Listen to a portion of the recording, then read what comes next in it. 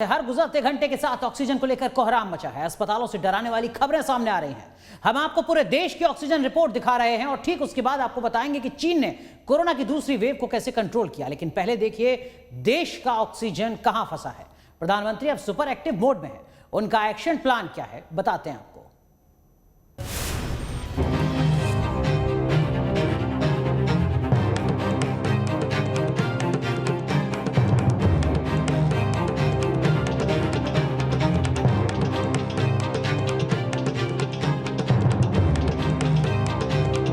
पूरे देश में प्राणवायु का संकट इतना विकराल हो चुका है कि अब ऑक्सीजन की कमान खुद प्रधानमंत्री मोदी को अपने हाथों में लेनी पड़ी। ऑक्सीजन की किल्लत पर पीएम मोदी ने हाई लेवल मीटिंग की। ऑक्सीजन के उत्पादन और सप्लाई से लेकर हर मोर्चे पर आ रही एक एक दिक्कतों को पॉइंट वाइज समझा।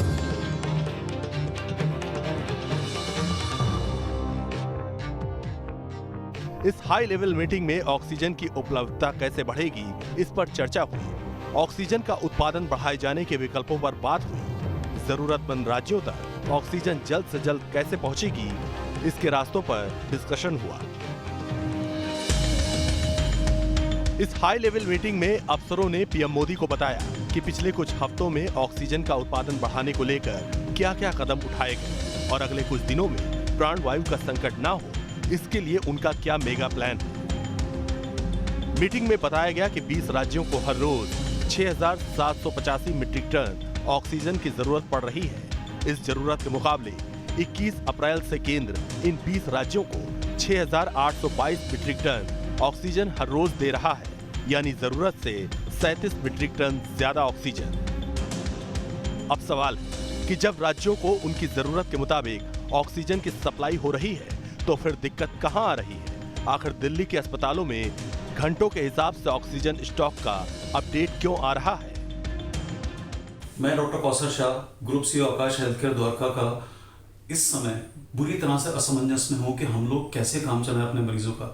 हमारे पास अभी 233 पेशेंट्स एडमिट हैं कोविड के, जिनमें से 75% पेशेंट्स ऐसे हैं जो केवल ऑक्सीजन के ऊपर चल रहे हैं, जो केवल ऑक्सीजन के कारण अपनी सांस ले पा रहे हैं। लेकिन अभी हम लोगों के पास ऑक्सीजन जो बची है वो केवल 1 से 1.5 घंटे की बची है।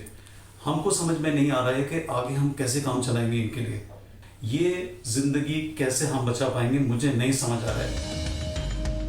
केंद्र ने दिल्ली का 24 घंटे पहले ऑक्सीजन का कोटा बढ़ाया था। दिल्ली में बुधवार से पहले तक हर रोज का कोटा 378 मीट्रिक टन ऑक्सीजन का था, जिसे बढ़ाकर 480 मीट्रिक टन कर दिया गया। बावजूद इसके गुरुवार को दिल्ली के बड़े अस्पतालों में ऑक्सीजन को लेकर कैसे इमरजेंसी वाले हालात बन गए वो देखिए। 22 अप्रैल को दोपहर 12:45 पर जीटीबी अस्पताल में महज 8 घंटे का ऑक्सीजन बचा था। डीडीयू अस्पताल में ऑक्सीजन का स्टॉक महज 6 घंटे का बाकी था। बुरारी अस्पताल में 7 घंटे का ऑक्सीजन बचा था, जबकि बाबा साहेब अम्बेडकर अस्पताल में ऑक्सीजन का स्टॉक महज 4 घंटे बाकी रह गया था। मुख्यमंत्री अरविंद केजरीवाल का कहना है कि 480 का जो कोटा बढ़ा है उसको दिल्ली पहुंचने में समय लगेगा, लेकिन उसको जल्द से जल्द दिल्ली पहुंचाने की कोशिश की जा रही है।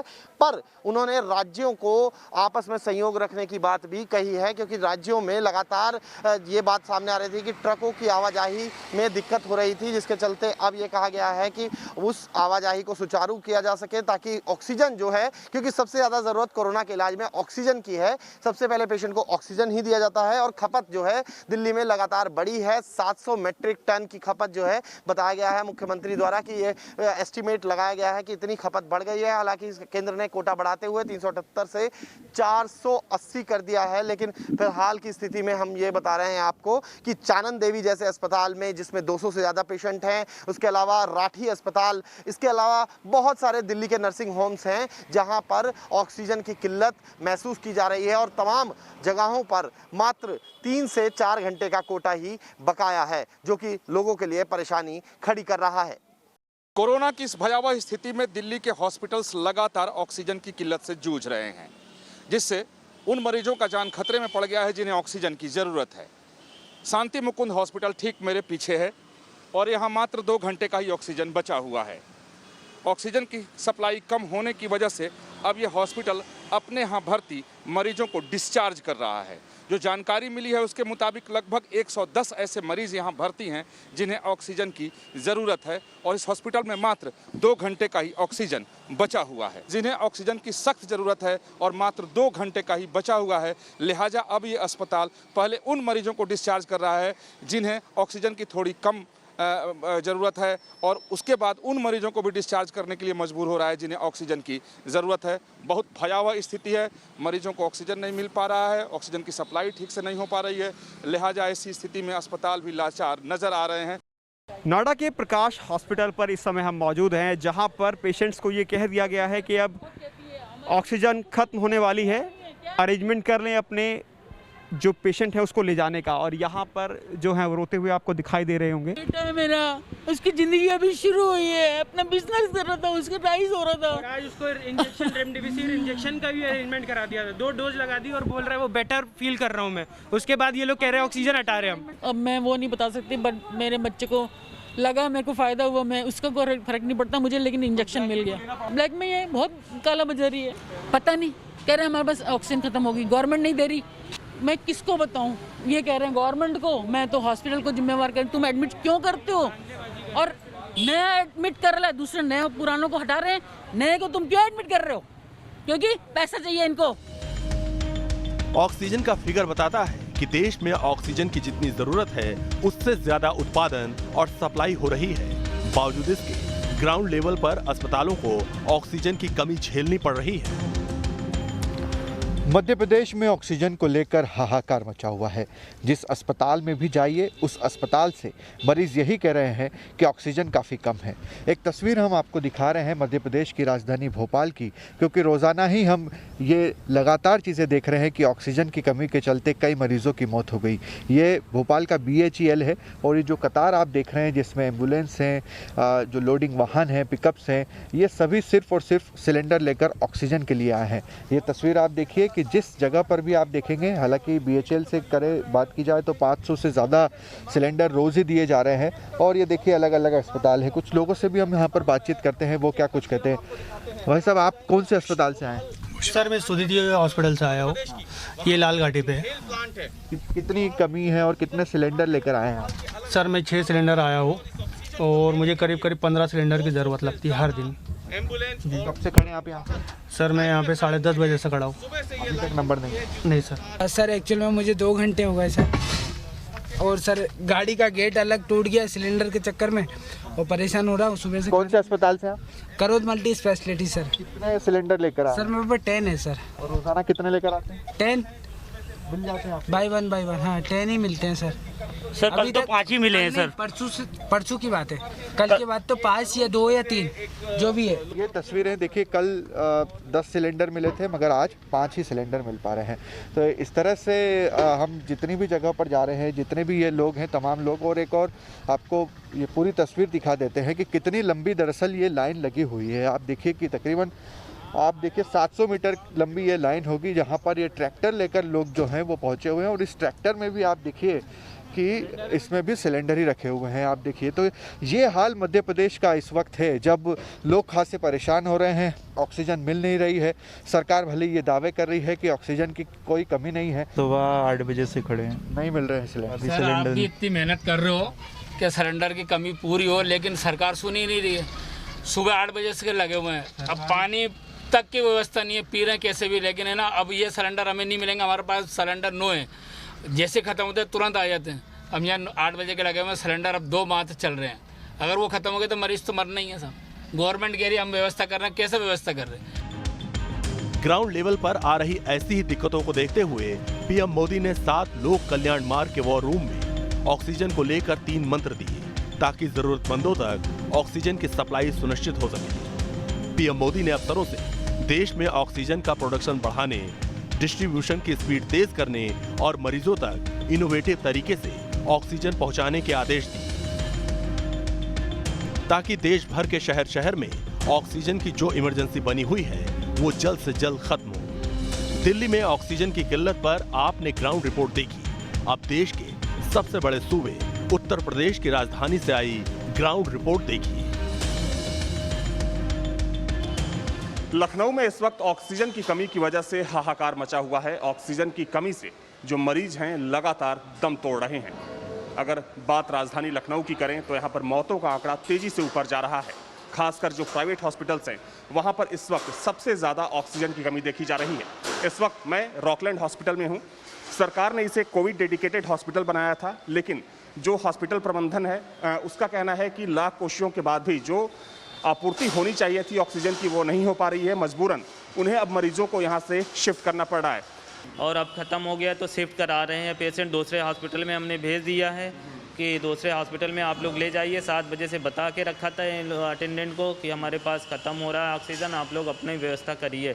अभी कितने घंटे का ऑक्सीजन बचा होगा? हमारे पास सिर्फ अलग अलग जो जहाँ से बिटाई मिल रहा है वहाँ से मंगवा रहे हैं। जो जहाँ से मिल रहा है अलग अलग सिंगल इधर उधर से, कुछ लोग अपने सेल्फ भी लेकर आ रहे हैं इधर उधर से, बस उसी से काम चल रहा है। मतलब ये है कि सब कुछ भगवान भरोसे है? जी जी, किसी चीज़ की गारंटी नहीं, अभी कोई गारंटी नहीं है हमारे पास। ठीक है, तो ये स्थिति हो चुकी है लखनऊ की। आप देख सकते हैं कि अहमद हैं, रॉकलैंड हॉस्पिटल के मालिक, बता रहे हैं कि कल रात में ऑक्सीजन की कमी हो गई थी। 19 पेशेंट थे इनके यहाँ। हालांकि तमाम कोशिशों के बाद कुछ घंटे के लिए इनको ऑक्सीजन मिल गया, लेकिन अब स्थिति ये हो गई है कि जगह जगह जाने के बाद भी इन्हें ऑक्सीजन नहीं मिल रहा है। मजबूरन जो 19 पेशेंट इनके यहाँ कोविड पेशेंट एडमिट थे उन्हें इनको यहाँ से शिफ्ट करना पड़ा। ये साफ है कि देश में ऑक्सीजन की जितनी जरूरत है उतनी ऑक्सीजन मौजूद भी है, यानी डिमांड और सप्लाई में कोई अंतर नहीं है। यूं कहें कि केंद्र से सप्लाई राज्यों की डिमांड से ज्यादा है, तो राज्यों में ऑक्सीजन को लेकर हाहाकार क्यों है? इसका भी जवाब पीएम मोदी की हाई लेवल मीटिंग से निकलकर सामने आ गया। दरअसल जिन राज्यों में ऑक्सीजन की मांग ज़्यादा है उन राज्यों में ऑक्सीजन का प्रोडक्शन ज़्यादा नहीं है। खासकर दिल्ली जैसे प्रदेशों में केंद्र ने जितने ऑक्सीजन के कोटे की अलॉटमेंट की है वह ऑक्सीजन उन राज्यों की राजधानी और वहां के अस्पतालों तक पहुंचने में समय लग रहा है। दिल्ली में तो ऑक्सीजन बनती नहीं है। दिल्ली की सारी ऑक्सीजन दिल्ली के दूसरे राज्यों से, दिल्ली के बाहर के दूसरे राज्यों से आती है। तो केंद्र सरकार तय करती है कि फलाने राज्य की ये कंपनी आपको इतने किलो ऑक्सीजन देगी, फलाने राज्य की ये कंपनी आपको इतने किलो ऑक्सीजन देगी। मान लो राजस्थान की ये कंपनी आपको इतने किलो देगी, हरियाणा की ये कंपनी आपको इतने किलो देगी। अब दूसरी समस्या यहाँ पे आ रही है कि ये जो कंपनियाँ जिन राज्यों में हैं उनमें से कुछ राज्यों की सरकारों ने उन कंपनियों से जो दिल्ली के कोटे की ऑक्सीजन आनी थी वो भेजनी रोक दी। पीएम मोदी भी दिल्ली समेत दूसरे राज्यों की ऐसी दिक्कतों से पूरी तरह वाकिफ है और यही वजह है कि हाई लेवल मीटिंग में उन्होंने ऑक्सीजन के ट्रांसपोर्टेशन को और तेज करने का आदेश अफसरों को दिया। मीटिंग में यह तय हुआ लंबी दूरी के लिए ऑक्सीजन की सप्लाई के लिए रेलवे का इस्तेमाल होगा। खाली ऑक्सीजन टैंकर को सप्लायर्स तक एयरलिफ्ट कर पहुंचाया जाएगा। 105 मीट्रिक टन ऑक्सीजन ले जाने के लिए मुंबई से विशाखापट्टनम तक ट्रेन की पहली रैक पहुंच चुकी है। पीएम की मीटिंग में रेलवे के जरिए ऑक्सीजन की सप्लाई का कंक्रीट प्लान तैयार हुआ। हालांकि इस मेगा प्लान पर रेलवे पिछले एक हफ्ते से काम कर रहा है। वाराणसी से आई ये तस्वीर रेलवे के उसी मेगा प्लान का सबूत है। रेलवे की ये रैक ऑक्सीजन टैंकरों को लखनऊ से झारखंड के बोकारो के लिए रवाना हुई। वो वापसी में इन खाली टैंकरों में बोकारो से ऑक्सीजन भरकर लाएगी। Team news nation. तो आपने हिंदुस्तान की ऑक्सीजन रिपोर्ट देखी। अब आपको चीन लेकर चलते हैं। चीन ने कोरोना आफत काल में अपना ऑक्सीजन मैनेजमेंट कैसे किया, कोरोना की दूसरी वेव को चीन ने कैसे हराया, हमने इस पर पूरी डिटेल रिसर्च की है जिसे आपको देखना जरूर चाहिए।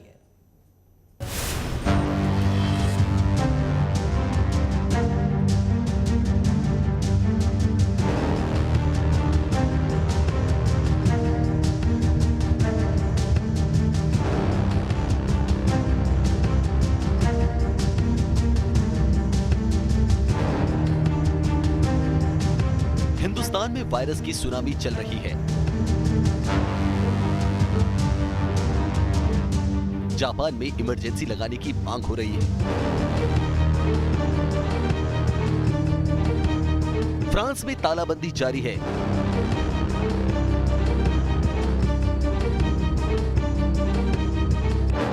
बांग्लादेश में लॉकडाउन फिर बढ़ाया गया है।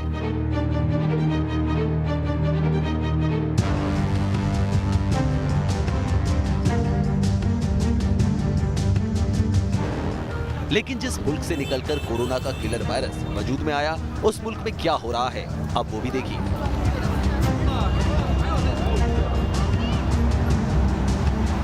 यकीन करना मुश्किल है कि ये उसी चीन की तस्वीर है जहां साल भर पहले कोरोना से हाहाकार मचा था। लाशों के ढेर लग रहे थे। कोरोना से लड़ने के लिए इमरजेंसी जैसे हालात बने हुए थे। लेकिन उसी चीन से आई हैं ये तस्वीरें जहां जिंदगी अब पूरी तरह से पटरी पर लौट चुकी है। लोग फिर से नॉर्मल जिंदगी जी रहे हैं। पहले की तरह सड़कों पर ट्रैफिक दौड़ रहा है और दुकान मॉल में ग्राहकों की आवाजाही हो रही है। सवाल है कि क्या चीन में कोरोना की दूसरी लहर नहीं आई? क्या चीन कोरोना से जंग जीत गया? दुनिया में सबसे बड़ी आबादी वाले देश में क्या वायरस का खतरा खत्म हो गया है? जिस चीन की हवा से निकला वायरस पूरी दुनिया में फैलकर मौत बांट रहा है, उस चीन से आई ये तस्वीरें हैरान करती हैं। क्योंकि इस वक्त पूरी दुनिया में कोरोना की दूसरी वेव कहर मचा रही है। अमेरिका से लेकर ब्राजील तक लाशों के ढेर लग रहे हैं। बड़े बड़े विकसित देश वायरस के आगे सरेंडर कर रहे हैं।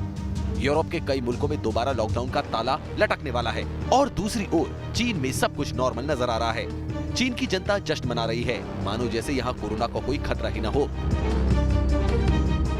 सबसे पहले ये देखिए कि चीन में कोरोना वायरस के स्प्रेड की फिलहाल क्या स्थिति है। वर्ल्डोमीटर के मुताबिक बुधवार को चीन में कोरोना के सिर्फ 21 नए केस सामने आए, जबकि पिछले 24 घंटे में चीन में कोरोना से एक भी मौत नहीं हुई। गुरुवार शाम 6 बजे तक चीन में कोरोना के सिर्फ 303 एक्टिव केस दर्ज थे। अब सवाल है कि जब पूरी दुनिया कोरोना की दूसरी लहर का कहर झेल रही है, वायरस की चेन तोड़ने में लगी है, ऐसे वक्त में सामने आई चीन की ये चैन भरी तस्वीर के पीछे का सच क्या है? वर्ल्ड की एक्सपेंसिव टेस्टिंग पॉलिसी चाइना ने उतारी कि मैक्सिमम लोगों को टेस्ट करो। जिसमें इंडिया की जब टेस्टिंग चालू हुई तो हम कॉन्टैक्ट हिस्ट्री बेस्ड टेस्टिंग कर रहे थे। चाइना एक्सटेंसिव टेस्टिंग कर रहा था। जहां तक ट्रीटमेंट सेंटर की बात है, वुहान सिटी में उन्होंने टेम्पररी ट्रीटमेंट सेंटर तैयार कर दिया। जो running major infrastructure health care के थे, उसमें और बीमारियों के इलाज बंद करके, जैसे cancer, heart disease, kidney disease, इनकी बीमारियों को बंद करके उसको कोविड सेंटर में तब्दील किया गया। ये चीन के वुहान की तस्वीरें हैं। वही वुहान जहां से निकला कोरोना का वायरस पूरी दुनिया में फैला और अब लोगों की सांसों पर संकट खड़ा कर रहा है। उस वुहान की तस्वीरें देखिए। जिंदगी गुलजार हो रही है। लाइफ फिर से पटरी पर लौटने लगी है। लोग मास्क में तो नजर आ रहे हैं, लेकिन पूरे शहर में ना तो वायरस का कोई डर दिख रहा है और ना ही पैंडेमिक की दहशत। चीन की मीडिया रिपोर्ट्स कहती हैं कि 1 महीने पहले ही चीन में कोरोना को लेकर कई पाबंदियां हटाई जा चुकी हैं। 16 मार्च से जो लोग लो कंटेनमेंट जोन से बीजिंग पहुंच रहे हैं, उन्हें क्वारंटाइन नहीं किया जा रहा है। इन्हें ग्रीन हेल्थ कार्ड के साथ बीजिंग में एंट्री की इजाजत दी गई है। इसके अलावा अब तक चल रहे कई ट्रैवल रेस्ट्रिक्शंस को भी चीन ने हटा लिया है। कोरोना कंट्रोल के लिए चीन का कलर कोड है, जो रिहायशी इलाकों से लेकर बाजारों में हर दुकानों के बाहर आपको दिख जाएंगे। कहीं ब्लू रंग का स्टिकर है, कहीं येलो, कहीं ग्रीन तो कहीं रेड। हर दुकान मकान के बाहर अलग अलग रंग के अलग अलग colour code sticker. Green colour code का मतलब है कि इमारत में रहने या काम करने वाले 80% से ज्यादा लोग वैक्सीन लगवा चुके हैं। पीले रंग के कोड का मतलब है कि यहाँ 40 से 80% लोग कोरोना के खिलाफ इम्यूनिटी पा चुके हैं, यानी 40 से 80% लोगों ने वैक्सीन लगवाई है। लाल रंग के कलर कोड का मतलब है कि यहाँ 40% से कम लोगों ने वैक्सीन लगवाई है। कलर कोड की स्ट्रेटेजी का मकसद है कि चीनी जनता में वैक्सीन का रेट बढ़ाना, क्योंकि जिन बिजनेस बिल्डिंग या इमारतों में कलर कोड रेड होगा, वहाँ लोग जाने से कतराएंगे। बिजनेस डाउन हुआ तो लोग खुद ब खुद वैक्सीन लगवाने के लिए आगे आएंगे। 是不是接种疫苗本来觉得应该是一个出自个人意愿的事情，但是好像现在大家强迫必须要接种这个，因为如果接种率低于一个标准，可能会影响到咖啡店的正常营业，所以就是可能还是要会去接种。 दुनिया की सबसे बड़ी आबादी वाले देश चीन ने इस साल जून तक करीब 40% आबादी को वैक्सीन लगाने का लक्ष्य रखा। कोरोना की पहली लहर में जब दुनिया के तमाम देशों में एक के बाद एक लॉकडाउन का ऐलान हो रहा था, तब चीन की स्ट्रेटेजी थोड़ी अलग थी। शुरुआती कंट्रोल के बाद चीन ने सबसे ज्यादा फोकस माइक्रो कंटेनमेंट पर किया, यानी जिन इलाकों में कोरोना के नए केस आए, उस इलाके तक ही पाबंदियां लागू की गई। इससे नए केस को ट्रेस करना आसान हुआ और वायरस के फैलने की दर भी कम हुई। चीन की सख्त माइक्रो कंटेनमेंट की स्ट्रेटेजी का रिजल्ट भी समझ लीजिए। कोरोना से प्रभावित मुल्कों की लिस्ट में अमेरिका नंबर 1 बना हुआ है। भारत दूसरे नंबर पर आ गया है। ब्राजील इस लिस्ट में तीसरे नंबर पर है। जबकि चीन की पोजीशन देखिए, चीन इस लिस्ट में 95वें पायदान पर आ गया है। यानी दुनिया में चीन फिलहाल कोरोना से सबसे कम प्रभावित वाली कतार में आ गया है। फरवरी की शुरुआत, फरवरी 2020 में चाइना में मैक्सिमम केसेज उनके रिकॉर्ड के हिसाब से पहुंच चुके थे। लगभग 15,000 पर डे से ज्यादा केसेज हो रहे थे। उन्होंने पॉलिसी बनाई, इंप्लीमेंट की और मार्च आखिर होते होते उनके number of cases per day less than 100। पूरे चीन में कोरोना के नए केस अब हर रोज 2 अंकों में आ गए हैं। लेकिन कोरोना के खिलाफ चीनी प्रशासन ने कोई ढिलाई नहीं बरती। यातायात और जरूरी सेवाओं से जुड़े लोगों के अलावा चीन में हर मेडिकल स्टाफ की नियमित कोरोना जांच की जाती है। चीन में कोरोना का खतरा कम होने लगा है। बावजूद इसके पब्लिक प्लेस में मास्क पहनना अनिवार्य है। यही नहीं, विदेशों से आने वाले लोगों पर स्पेशल एरिया मैनेजमेंट लागू होता है, यानी वो एक खास इलाके तक ही सीमित रह सकते हैं। News nation.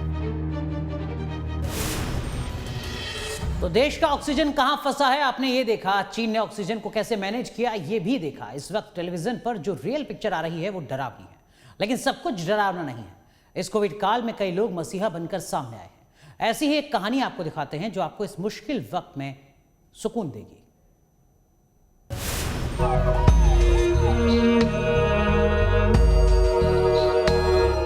इस वक्त अस्पतालों में जहां कोरोना के मरीज जिंदगी की जंग लड़ रहे हैं, वहीं उनके तीमारदार भी जिंदगी के सबसे मुश्किल हालात का सामना कर रहे हैं। लेकिन इन कठिन हालातों के बीच दिल को सुकून देने वाली तस्वीरें भी सामने आ रही हैं और इस वक्त आप उसकी एक झलक देख सकते हैं। तस्वीरें मुंबई की, जहां इस महासंकट के बीच एक संस्था हर रोज 12,000 लोगों को खाना खिला रही है। मुंबई के अस्पतालों की तस्वीर गमगीन बनी हुई है। ऐसे में जबकि सभी यंत्रणाएं फेल हो रही हैं, इंसान ही इंसान की मदद के लिए आगे आ रहा है।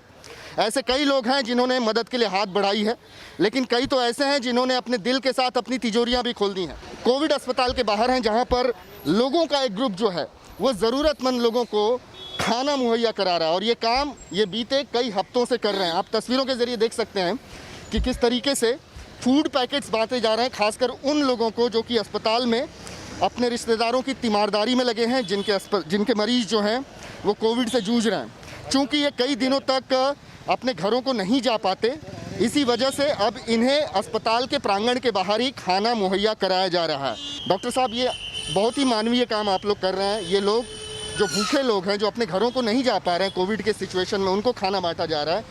ये ख्याल आपके मन में कब से आया, कैसे आया? हम लोग 100 एकड़ का खेती और 100 एकड़ का मत्स्य खेती 1 एकड़ में करते। तो मेरे भी लाइफ में एक ऐसा दिन आया था कि 8 दिन मैं भी थोड़ा भूखा था। तो ऐसा लगता है कि अभी जो हमसे बन पा रहा है हम लोग कर रहे हैं, और भूखापन क्या होता है ये मैंने देखा है, मतलब हमने जाना है सब कुछ। और अभी 10 दिन से हम 10 सिटीज़ में, जैसे अपना ठाणा हो गया, नासिक हो गया, जलगांव हो गया, नागपुर हो गया, चंद्रपुर, नांदेड़, कोल्हापुर, कराड़, पूना में और ठाणा में हम लोग 10 दिन से जितना हो सके उतना मदद कर रहे हैं। बिल्कुल, तो आप देख सकते हैं कि किस तरीके से अब लोग अपने घरों से निकलकर एक नेक ख्यालात के साथ जरूरतमंदों की मदद करने के लिए सामने आ रहे हैं। जरूरतमंद लोगों का खाना पहुंचाने की ऐसी ही कोशिश दिल्ली में भी हो रही है। अस्पतालों के बाहर जो तीमारदार पूरे दिन चक्कर काट रहे हैं, उन तक यूथ कांग्रेस के वर्कर खाने के तैयार पैकेट पहुंचा रहे हैं। प्रवासी मजदूरों के लिए भी यूथ कांग्रेस के दफ्तर में लंगर लगाया गया है। पूरे देश में कोरोना ने कोहराम मचा रखा है, लेकिन इसी बीच यूथ कांग्रेस का लंगर फिर से शुरू हो चुका है। अब देखिए, यूथ कांग्रेस के तमाम जो कार्यकर्ता हैं, नेता हैं, वो लगातार लंगर की व्यवस्था कर रहे हैं ताकि जो मजदूर भूखे पड़े हैं, सड़कों पर हैं, अस्पतालों के सामने जो तीमारदार हैं, उनको ये भोजन पहुंचा पाएं। श्रीनिवास जो यूथ कांग्रेस के अध्यक्ष हैं, लगातार उनके नेतृत्व में ये काम चल रहा है। श्रीनिवास जी, लगातार आप लोगों की मदद कर रहे हैं, मदद पहुँचा रहे हैं। अब लंगर फिर से आपने शुरू कर दिया, आज कितने लोगों को खाना खिलाएंगे आप? एवरीडे 2000 सुबह 2000 शाम को खिला रहे हैं। अभी जो ज़्यादा अभी माइग्रेंट लोग, कुछ लोग निकल चुका है। अभी ये ज़्यादा हॉस्पिटल में जो मरीज भर्ती है, जो उनके साथ कुछ लोग हैं, कुछ लोग टैक्सी एम्बुलेंस चला रहे हैं, कुछ लोग वहाँ निगम बोध घाट में जो काम कर रहे हैं, तो उन लोग के लिए तो भी खाना तो ज़रूरत पड़ता है, क्योंकि तो वो लोग सुबह से शाम तक काम करते हैं, उसी पैसे से वो लोग ने खाना खाता है। मुंबई से विकास श्रीवास्तव और दिल्ली से मोहित राज दुबे के साथ टीम न्यूज नेशन।